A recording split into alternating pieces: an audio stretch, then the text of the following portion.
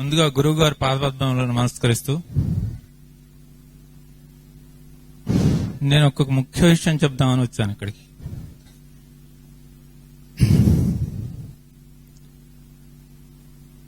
నేను ఇల్లు కొనుక్కుందామని డిసెంబర్ 2012లో నిర్ణయించుకున్నాను. నేను ఇక్కడికి ఎప్పుడు వస్తూనే ఉంటాను. గురువు గారి చెప్పిన విధంగా ఆసన, ప్రాణాయామ, ధ్యానాలు రోజు చేస్తూనే ఉంటాను.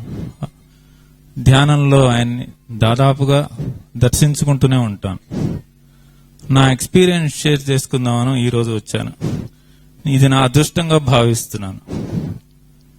2012 డిసెంబర్లో ఇల్లు కొనుక్కుందామని అనుకున్నప్పుడు ఆ టైంలో నా చేతిలో ఏ ఆస్తి లేదు. ఇల్లు కొనుక్కుందామని అసలు చేతిలో పైసలు కూడా ఏం లేవు.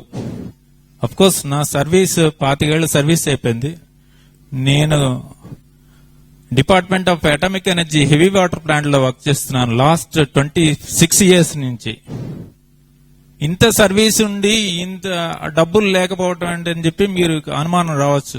అవన్నీ ప్రస్తుతానికి అప్రస్తుతం. అవి డిసెంబర్ 12కి ఎప్పుడైతే నిర్ణయించుకున్నానో ఇల్లు కొనుక్కుందామని, ఆ టైంకి నా చేతిలో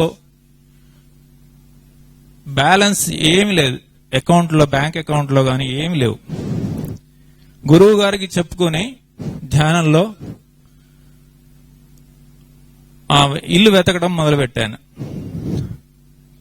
నాకున్న ఆస్తి ఒక్కటే, చిన్న స్థలం ఉంది ఉప్పల్లో, 110 స్క్వేర్ యార్డ్స్ ఉంది. అది డిస్పోజ్ చేసి ఇల్లు అపార్ట్మెంట్ కొనుక్కుందామని ప్లాన్. అదొక్కటే ఆస్తి నాకు. సరే, ఇల్లు ధ్యానంలో గురువు గారికి చెప్పుకొని నేను ఇల్లు వెతకడం మొదలుపెట్టాను.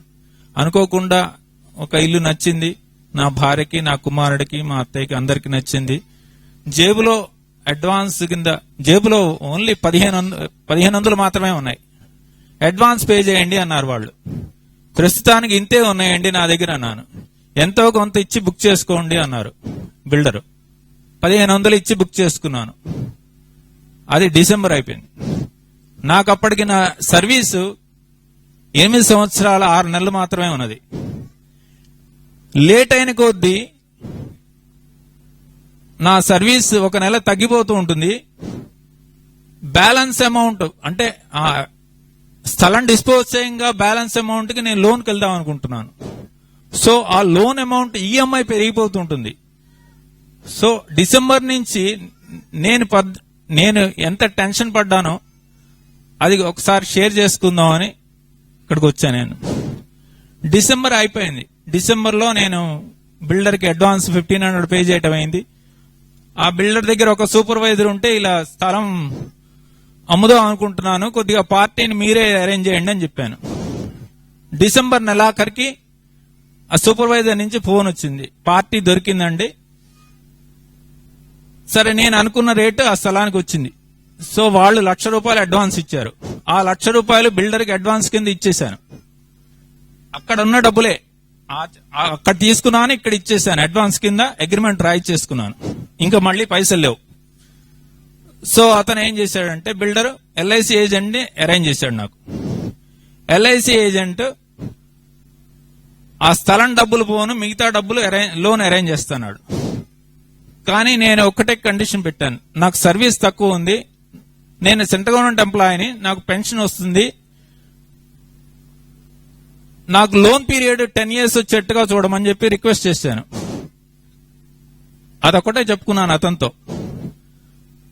సో జాన్యువరి వచ్చేసింది. డిసెంబర్ అయిపోయింది, ఒక నెల తగ్గిపోయింది, ఈఎంఐ పెరుగుతుంది. జాన్యువరి వచ్చేసింది. లోన్ ప్రాసెసింగ్ అన్ని అప్లికేషన్స్ అన్ని ఫిల్ చేసి సైన్ చేసి ఫిబ్రవరి 1st week కి నేను సబ్మిట్ చేశాను. ఇప్పటి వరకు చేతిలో ఇంకా పైసలు ఏం లేవు. ఫిబ్రవరి 1st week లో ఎల్ఐసి ఆఫీస్ లో సబ్మిట్ చేశాను.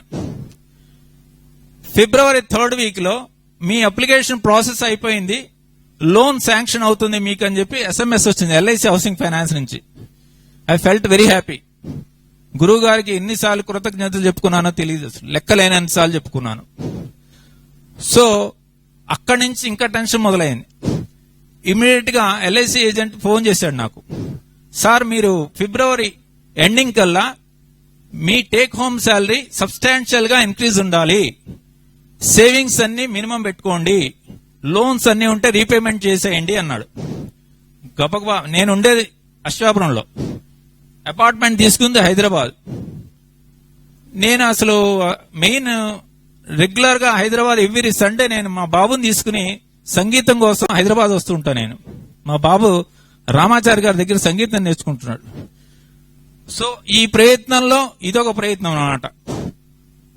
సో ఆ ఎల్ఐసి ఏజెంట్ ఎప్పుడైతే చెప్పాడో వెంటనే నేను మళ్ళీ అశ్వాపురం పరిగెత్తుకుని వెళ్ళి మా అకౌంట్స్ సెక్షన్కి వెళ్ళి, అయ్యా నావి అన్ని సేవింగ్స్ అన్ని మినిమం పెట్టేయండి, సో లోన్స్ అన్ని రీపేమెంట్ చేసేస్తా అని చెప్పాను. అంతా అయిపోయింది.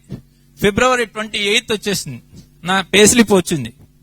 So take home salary substantial గా ఇంక్రీజ్ అయింది. ఆ పే స్లిప్ తీసుకెళ్లి మార్చి 1 కి ఎల్ఐసి హౌసింగ్ ఫైనాన్స్ లో సబ్మిట్ చేశాను. ఇంకొక నెల అయిపోయింది. నా ఈఎంఐ పెరిగిపోతుంది, నాకు టెన్షన్ పెరిగిపోతుంది, నా సర్వీస్ తగ్గిపోతుంది. అక్కడ వాళ్ళేమో ఇంకా ప్రాసెసింగ్ లోనే ఉంది నా అప్లికేషన్. మార్చి 1 వచ్చేసింది. 1 వచ్చేసాక సబ్మిట్ చేస్తే 2 days లో మళ్ళీ ఫోన్ వచ్చింది. ఏమండి మీరు లోన్స్ రీపేమెంట్ చేసినట్టుగా మాకు రిసీట్స్ వాళ్ళు రిసీట్స్ అడుగుతున్నారండి హెడ్ ఆఫీస్ వాళ్ళు అని. అంటే నార్మల్ గా కొంతమంది ఏంటంటే లోన్స్ టెంపరీగా ఆపిచ్చేస్తారు, బై హ్యాండ్ పే చేస్తూ ఉంటారు కొంతమంది. So take home salary increase చేసుకోవడానికి అలా చేస్తూ ఉంటారు.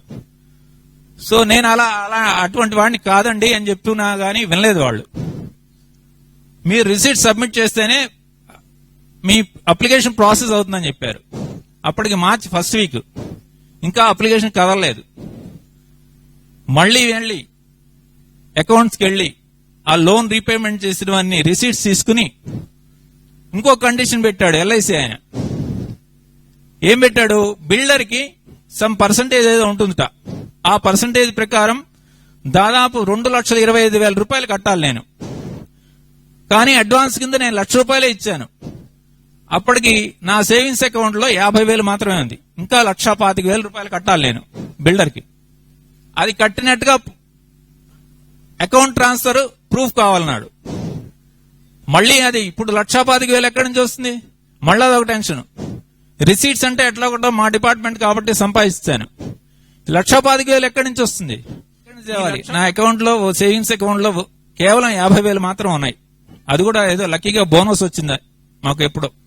ఆ బోనస్ వల్ల నా సేవింగ్స్ అకౌంట్ బ్యాలెన్స్ ఇంప్రూవ్ అయింది. 1,25,000 ఎక్కడి నుంచి తేవాలి?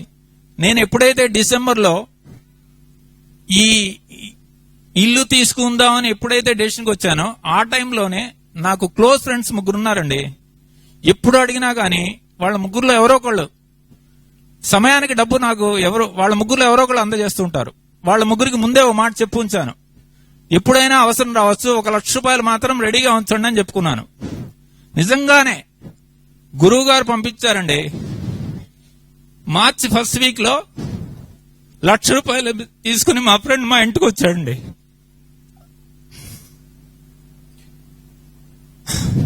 అతని ఫిక్స్డ్ డిపాజిట్ అప్పుడే మెచ్యూర్ అయిందిట. అతను నేను డిసెంబర్లో చెప్పిన మాట గుర్తుపెట్టుకుని నేను ఇంక మధ్యలో ఎప్పుడు అడగలేదు, అతన్ని నాకు కావాలి అని కూడా అడగలేదు. మార్చి 1st వీక్ లో తెచ్చిచ్చాడు నాకు, ₹1,00,000 తెచ్చిచ్చాడు నాకు.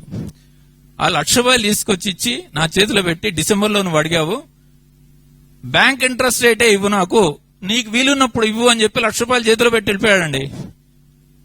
ఆ రోజు నాకు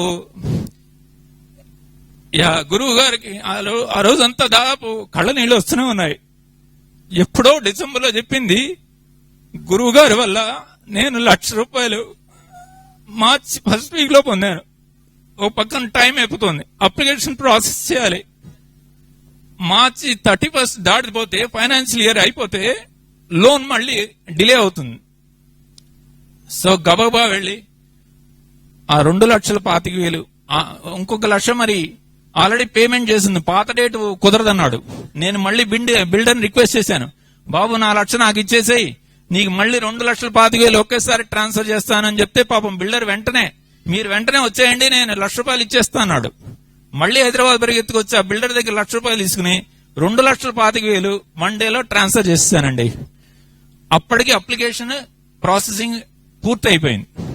మార్చి 23 ఇంటిది రిజిస్ట్రేషన్ అయింది. మార్చి 25 ఫస్ట్ ఇన్స్టాల్మెంట్ లోన్ శాంక్షన్ అయిందండి. సో డిసెంబర్ నుంచి మార్చి వరకు ఈ 4 నెలలు నేను ఇంటి కోసం పడ్డ టెన్షన్ అసలు చెప్పనాలవి కాదు. అంత టెన్షన్ అనుభవించాను. అంత టెన్షన్ లో కూడా ఎప్పుడూ గురువు గారి మూలమంత్రం గాని ప్రాణాయామం గాని ఎప్పుడూ వదిలిపెట్టలేదు. ఎప్పుడూ మూలమంత్రం చదువుకున్న, ధ్యానంలో కూడా ఎప్పుడు రోజు విసిగిచ్చేవాడిని గురువు గారు ముందుండి మీరే నడిపించాలి, నా దగ్గర ఇంకా పైసలు లేవు, నేను ఆ స్థలం కొన్న అతను కూడా రిక్వెస్ట్ చేశాను, బాబు నా డబ్బులు నాకు ఇవ్వు నాయన అంటే, ప్రస్తుతం ఇప్పుడు డబ్బులు లేవని చెప్పాడు. మార్చ్ ఫస్ట్ వీక్ లో నేను తర్వాత ఇస్తానండి అని చెప్పాడు. అటువంటిది ఆ టైంలో నా ఫ్రెండ్, గురువు గారే పంపించినట్టుగా నా ఫ్రెండ్ వచ్చి నాకు ₹1,00,000 ఇవ్వటం వల్ల నా టెన్షన్ అంతా తీరిపోయి లోన్ శాంక్షన్ అయ్యి నేను ఒక ఇంటి వాడిని అయ్యానండి. ఇది కేవలం గురువు గారి వల్లే అయింది. స్ఫూర్తి ఓం.